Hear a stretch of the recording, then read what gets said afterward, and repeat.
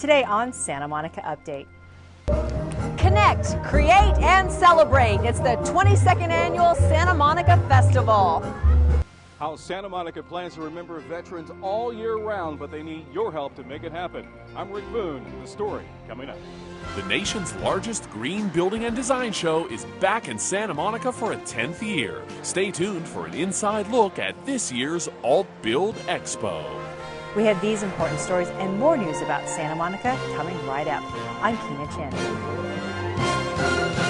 Santa Monica Update, your source for local news in Santa Monica. Santa Monica Update starts now. Hello. The City Council has approved the designs for a Colorado Esplanade, which will create a vibrant gateway to the downtown.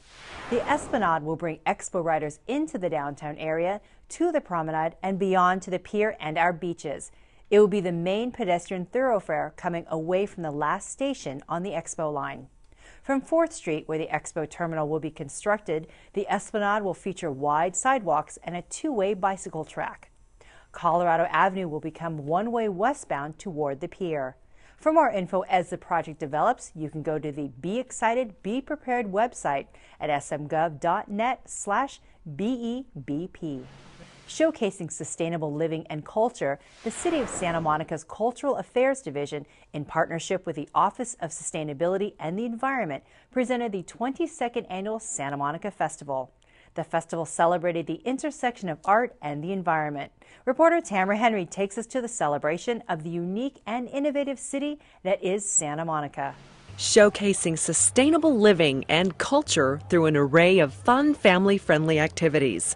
This free festival provides an opportunity to connect, create, and celebrate in true Santa Monica style. This is an amazing tradition in Santa Monica. It's one of the best community festivals in Southern California. I love the fact that there are so many bikes here. It proves that people love to get out of their cars when they come to the festival. How do you make this happen? Absolutely, by offering bike valet and bike parking. It's free parking for those that are willing to leave their cars behind, gets them to the event in a sustainable, environmentally friendly way. And then we offer the kids bike workshops, so the kids that are here learn how to bike and safely. This is what happens when you don't wear a helmet.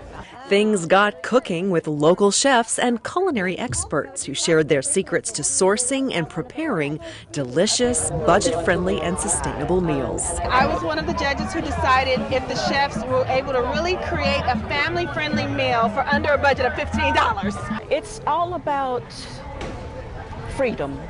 To honor the sesquicentennial of the Emancipation Proclamation, Juneteenth presented the Voice of One gospel singers. And in the Lord's appointed time, I will receive everything that is mine. And I'm hoping that what our message will do is teach the youngsters about their history. And the youngsters from Crest Elementary School surprised everyone with a thrilling flash mob dance. We're going to take the yellow brick road to the kids zone, where we're going to paint with the kids with hazardous waste. Sounds dangerous, doesn't it? The hazardous waste facility donated leftover house paint for the new Cans to Canvas workshop, where the only boundaries are those of the imagination, with fun do-it-yourself workshops in a new festival element, the Art Zone, celebrating the creative spirit of Santa Monica and the artist in everyone. Of course, everyone loves the food trucks. And here's a new twist: guilt-free shopping featuring earth-friendly vintage fashion on wheels. Hey, I'm thinking about this idea of putting fashions in a truck, putting a little store on wheels. And I thought it was genius. I was like, let's do it. For the past 22 years, the Santa Monica Festival has been all about community involvement. Reporting for Santa Monica Update, I'm Tamara Henry. For more information about the festival, check out their Facebook page at facebook.com/Santa Monica Festival. Santa Monica's war heroes are about to be remembered forever. A memorial is planned to honor our local fallen military. But organizers say this salute won't happen without your help. Santa Monica Update's Rick Boone gives us a sneak peek at the project. World War II. We joined them in the end of the Hurtgen Forest. Went through the Battle of the Bulge. I was actually a demolition man. I used to go and dig up all the mines before the infantry pushed in. Outstanding vets never forgetting some of their most amazing moments in life while in service. On the ground, we walked on the ground and fought every inch of the way. And so it was a tough fight. It was the worst winter in 20 years in Germany. These men are part of Santa Monica's annual Salute to Our Fallen Heroes on Memorial Day. But now this event at Woodlawn Cemetery will soon live on these grounds long after just one day. A place where people can come and put their hands on the names of their loved ones, and they can sit and think about them and remember them. A permanent commemorative wall will recognize Santa Monicans who've served in one of the country's military branches and who died while on active duty during wartime. Names will be engraved on plaques and will be mounted to the wall. And here on the side of the cemetery is where that wall is set to be built. As for how long it could be, well, it depends on how many names are going to be on there. As for the height, a little bit shorter than myself, but certainly it will be set in this particular area parallel to that stained glass window right there. But the biggest fight right now is all about volunteers, getting the people that's needed to make this become a reality. Yeah, put my name down. Give me a call. And that type of cooperation will be needed to make this dream happen. Organizers say they'll need help raising money and developing a list of the fallen. We currently have the names of 97 people who lost their lives while serving the country on active duty during wartime, and we're looking for the public's help in making sure that we found everybody. Remembering those who lost their husbands, sons, and daughters of Santa Monica, and a salute that will live on forever. For Santa Monica Update, I'm Rick Boone reporting. To donate cash or volunteer to help build the military memorial, go to the Woodland Cemetery website to sign up. It's at smgov.net/Woodlawn, then click on Commemorative Wall. It's no secret, sustainability is a Santa Monica trademark. We're a worldwide leader in protecting natural resources and investing in renewable energy and eco-friendly design. So where else would you expect to find the nation's largest and most respected green building and design show than right here? This spring, the 10th annual AltBuild Expo showcased some of the coolest, most cutting-edge tips, techniques, and tools of the trade for going green around your home. So let's join reporter Ned Rolsma on an insider's tour of this year's show. Welcome to the 10th annual AltBuild Expo. It's the premier place to see the latest, greatest, and greenest in building and design tips, tools, techniques, and technology. In a decade, AltBuild has evolved into a veritable one-stop shop for industry professionals and do-it-yourselfers alike. And this year's event was bigger and better than ever, with more than 150 hand-picked vendors displaying the coolest building materials, products, and services on the market. Plus 40 industry professional guest speakers leading informative panel discussions and hands-on workshops. This year's expo featured the SoCal debut of Modular Lifestyles, one of the leading manufacturers of off-the-grid modular homes that have cut tenants' energy bills by as much as 90%. They're cute and comfortable, stylish and sustainable. Also debuting at the expo was the Nexus E-Water gray water treatment system. The Nexus system has two key components. The first thing we do is we extract heat from household grey water. We put a lot of energy into heating that water, and we lose that energy to sewer. We have a hot water heater that is able to recover that heat in grey water very efficiently.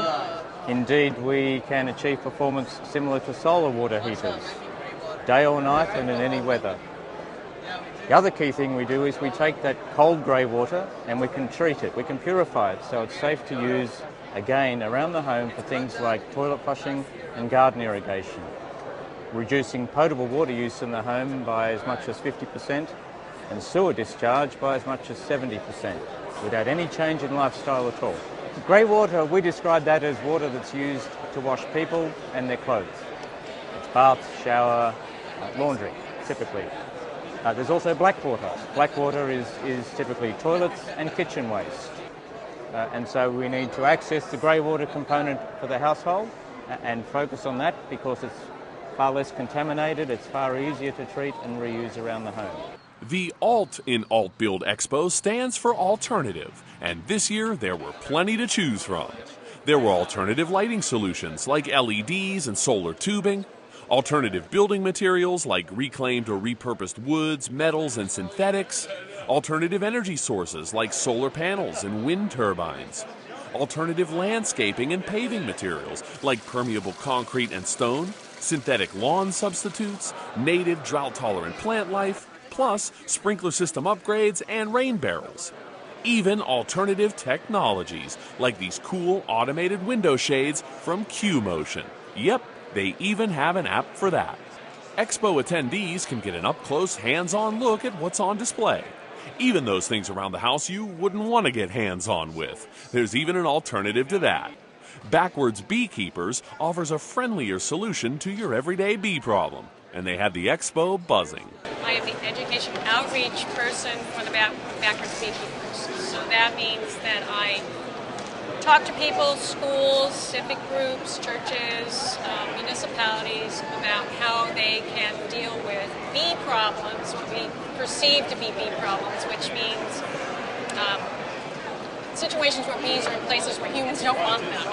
They're in their attic, or they're in their barbecue, or in their valve meter box. If it's a hive, in other words, an actual colony that's living inside the structure, or if it's a swarm, which is a recently arrived batch of bees that's often hanging from the eaves or from the side of their house, and is much easier and quicker to get, because a swarm of bees doesn't have a home yet, it's just a bunch of bees looking for a home. And granted, swarms totally freak people out, because they arrive in a big tornado and there's thousands and thousands of bees in the air. And I try to tell people, wow, you've seen a phenomenon of nature. It's like you're on the Discovery Channel right in your backyard. Isn't that cool? Very few people ever get to see this. If I have to remove them, it's a little bit more of a process. I have to bring my hive boxes like this. I carefully detach each comb and put it in a frame like this. And then I take it away and hand it off to somebody who wants to be a beekeeper. So I've relieved that homeowner of his problem, because he doesn't want bees, and I've given it to somebody who wants to learn beekeeping. So one of the big things that our club does is mentors people in the craft of beekeeping skills. If you missed this year's show, don't worry. Event organizers told me the AltBuild Expo will be back for an 11th year in 2014. In the meantime, you can still visit altbuildexpo.com to find links to the vendors, contractors, products, and services on display.